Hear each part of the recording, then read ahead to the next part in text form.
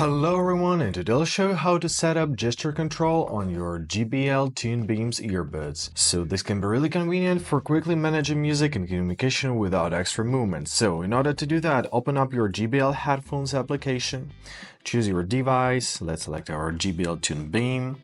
Here it's opened. Now scroll down until you find a gestures tab. So click on it, open it up, and now you can adjust your left earbud and your right earbud. So for example, for the left earbud, on the tab we'll get a noise cancelling and ambient aware. On the double tab we'll get talk through on and off. For the tap and hold it will trigger your Siri.